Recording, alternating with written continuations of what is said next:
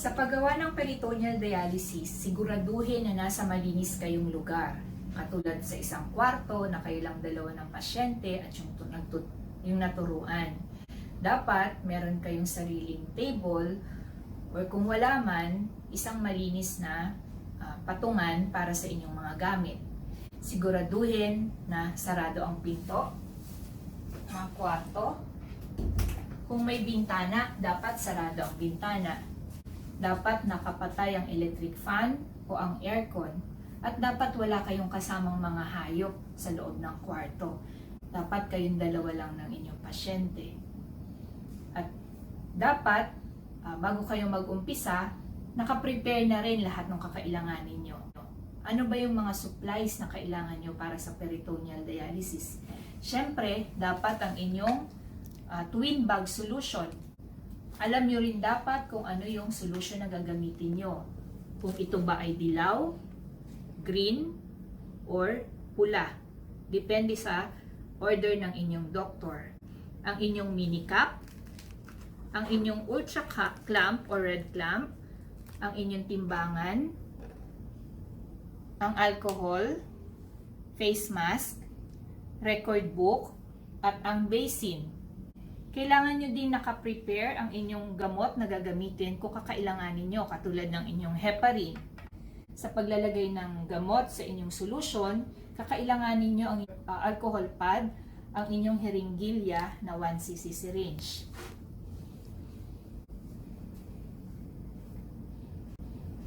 Pag naayos nyo na yung mga gagamitin nyo, pumunta kayo sa inyong lababo, buksan ng gripo, magugas ng kamay gamit ang sabon, at syempre ng tubig. At gawin ang 7-step na hand washing. Palad sa palad. Yung ibabaw ng inyong mga palad, magkabila. Yung inyong mga in-between ng mga daliri nyo. Yung inyong mga knuckles. Kiskisin din ang inyong mga hinlalaki. Magkabilang kamay, ang dulo ng mga daliri, at syempre ang inyong wrist. At magpunas ng malinis na towel para maumpisahan na ang dialysis.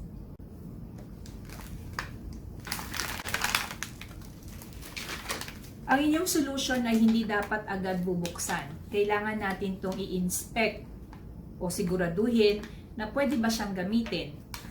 Ano ang inyong dapat tignan para makita kung pwede siyang gamitin. Dapat gamitin ay 2 litro.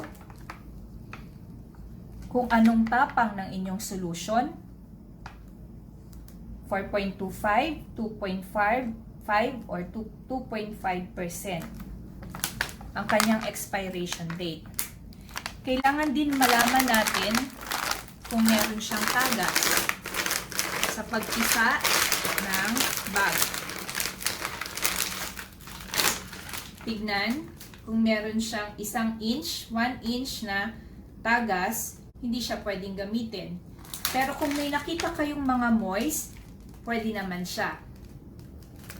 Tignan nyo rin yung kanyang clarity. Itapat sa ilaw o sa araw. Dapat walang nakalutang na galing sa factory. Tignan nyo to. Tignan nyo ang inyong pull ring kung ito ay nakadikit pa sa kanyang tube. Ang inyong green frangible, dapat ito hindi balik. At ang inyong white clamp, sadyang ito ay nakabukas. At pwede na siyang gamitin.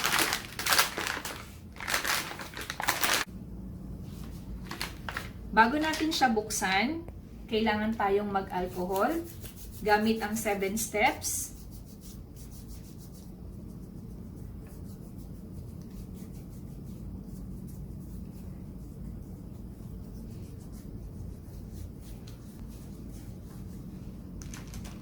Isuot ang inyong face mask.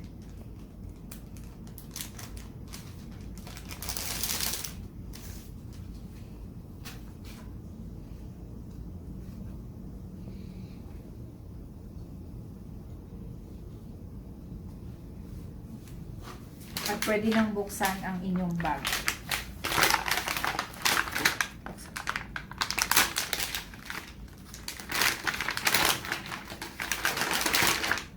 walang pwedeng magamit na basin, pwede itong gamitin para patangwad ng inyong drain bag.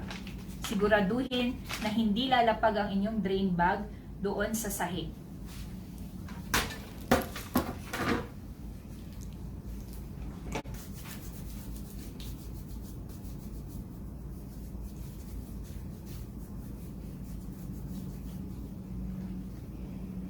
Una, tanggalin ang drain bag sa kanyang fill bag.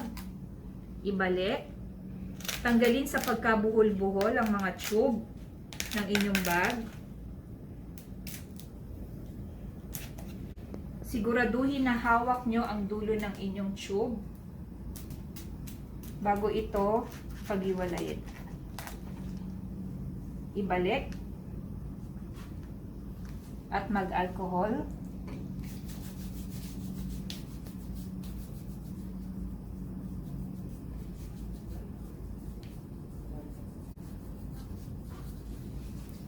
At kunin ang catheter ng pasyente.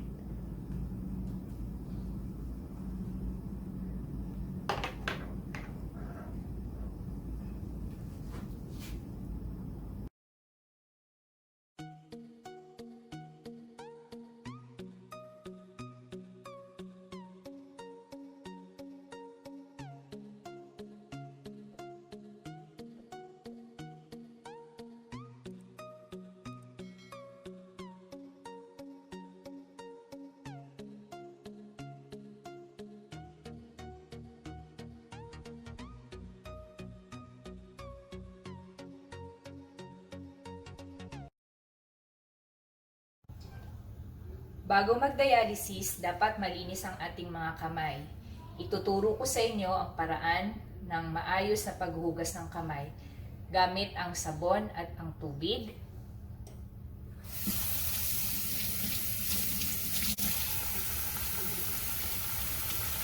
Kuskusin ang inyong mga palad.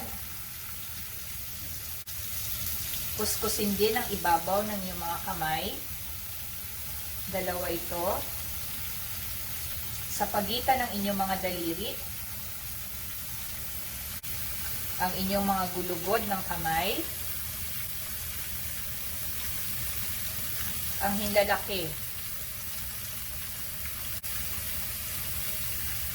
dulo ng mga daliri,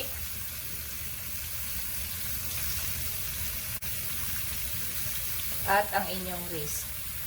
Gawin ito ng 2 beses pagkatapos kantahin ang happy birthday at banlawan ng mabuti.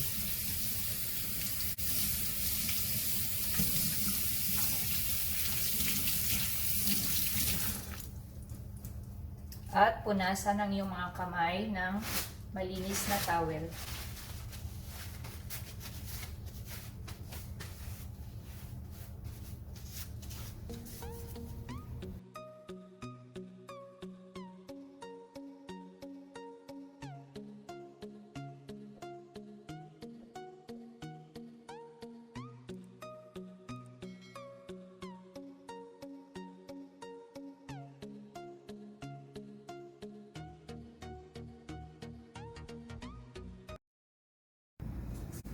Mag-alcohol. Gawin ng 7-step hand washing.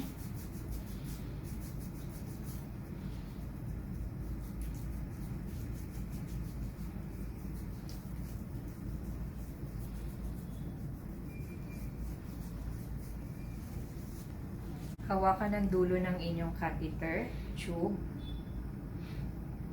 Hilain ang pull ring. Kunin ng inyong pasyente.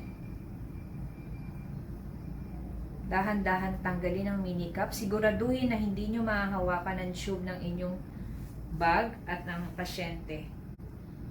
Ibagsak sa inyong basin at dahan-dahan itong i-connect. Siguraduhin na mahigpit ang pagkakakonect ng inyong tube at ng inyong catheter. Kunin ang 2 bag.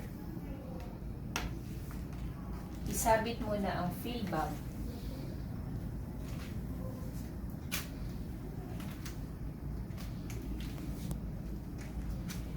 Siguraduhin na ang makinis na parte ng bag ang nasa ibabaw nito.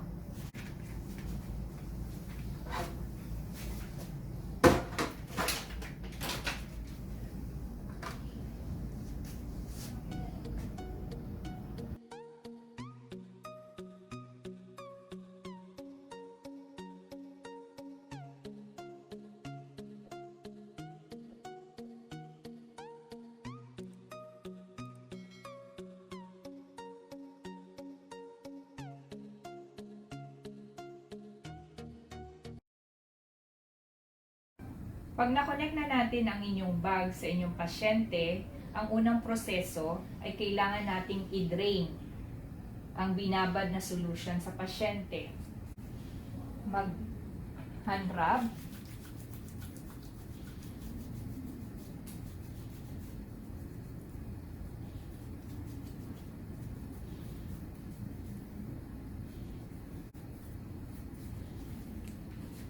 Hawakan ng light blue at buksan pakanan ang twist clamp. Dahan-dahan. Kapag nakita nyo na may nag-flow na galing sa pasyente, i-record kung anong oras nag-umpisang mag-drain.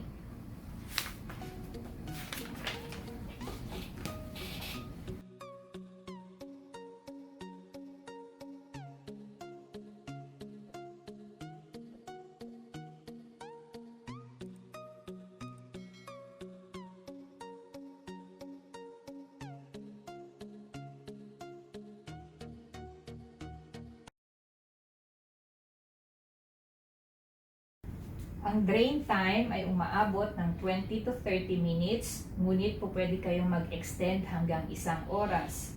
Kung sa tingin nyo, nakuha nyo na yung gusto nyong dami ng na-drain nyo, po pwede nyo na itong timbangin. Siguraduhin na bago iangat ang inyong drain bag, isarado muna ang inyong white clamp. Kunin ang timbangan. At matatagpuan nyo yung butas dito sa bandang ilalim ng inyong drain bag. At timbangin. Kung sa tingin nyo, nakuha nyo na yung gusto nyong drain, i-record ito.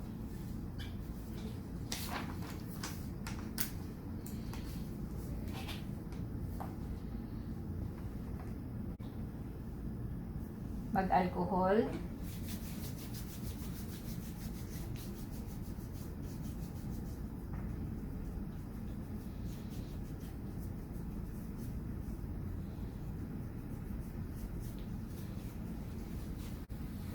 At isara ang inyong twist clamp pakaliwa.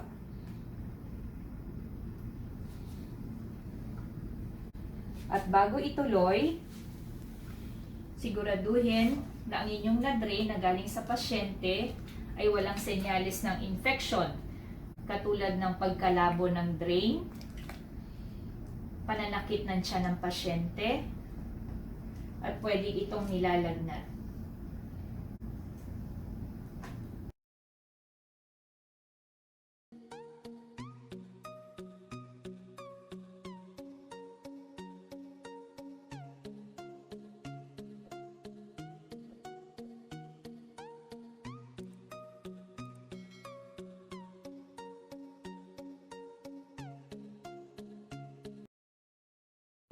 Ang pangalawang proseso ng peritoneal dialysis ay ang tinatawag na flushing, kung saan kailangan nating bawasan ang inyong feed bag para itira kung ilan yung ilalaman na solution papunta sa pasyente.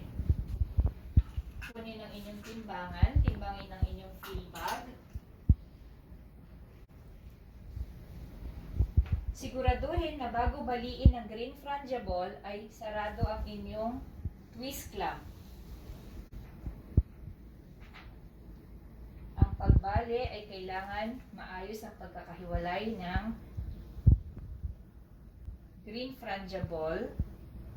Buksan ang inyong white clamp at itapon ang sobrang solution sa inyong fill bag.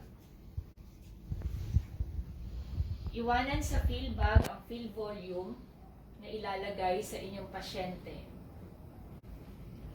Halimbawa, ang fill volume na sinabi ng doktor na ilalagay sa pasyente ay 1,500 ml.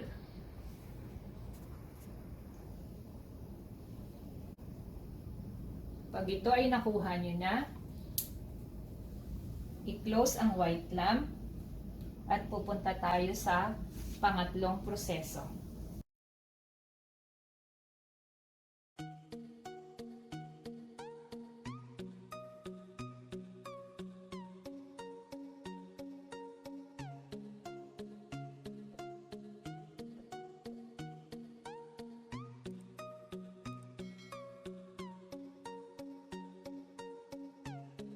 Tatlong proseso ng paggawa ng dialysis ay ang pag-fill o ang paglagay ng solution sa loob ng tiyan ng pasyente. Mag-alcohol rub.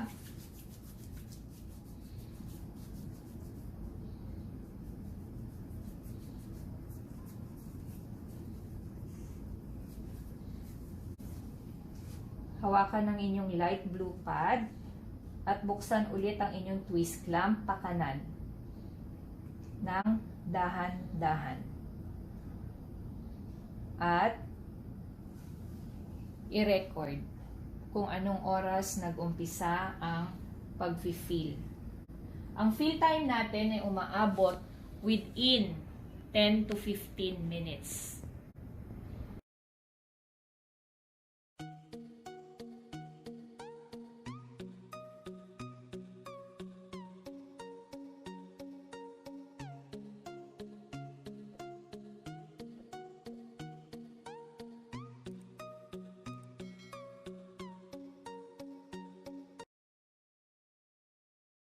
Ang huling proseso ng paggawa ng dialysis ay ang disconnection. Nailagay na natin ang solution sa pasyente at kailangan na natin itong i-disconnect. Mag-alcohol rub.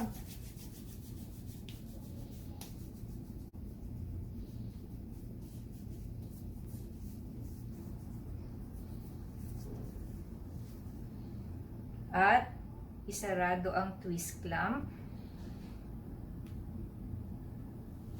I-record kung anong oras kayo natapos mag-fill. Ilagay ang red clamp sa inyong fill tube. At ihanda ang inyong mini cup. Sa paghanda ng mini cup, bago ito buksan, siguraduhin na wala siyang butas. Tignan ang expiration date. Buksan. Siguraduhin na nasa taas ang may sulat na parte.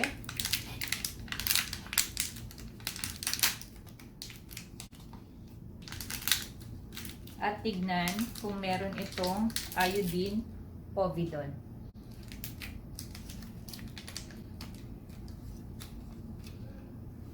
Siguraduhin na nasa tamang posisyon ang inyong mini cup upang hindi ito makontaminate.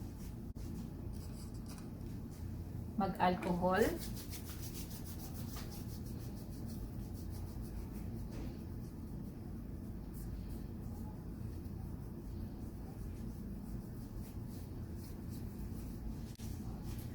Hawak ang light blue pad.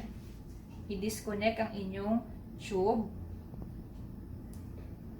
Dahan-dahan. At kunin ang mini cup.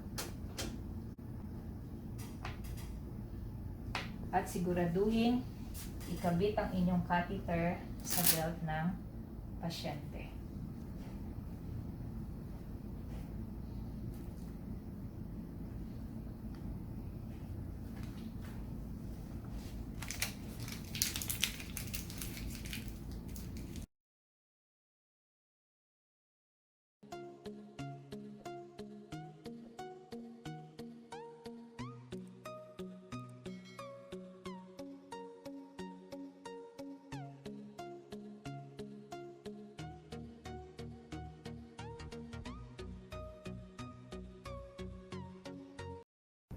Ang tamang paraan ng pag-dispose ng inyong dialysate kunin ang inyong pull ring. Tanggalin ang red clamp at buhulin. Ang dialysate o yung solution na galing sa pasyente, pwedeng itong itapon sa inyong inodoro, gupitin, mag-flush ng 3 beses, at sundan ng pang-disinfection.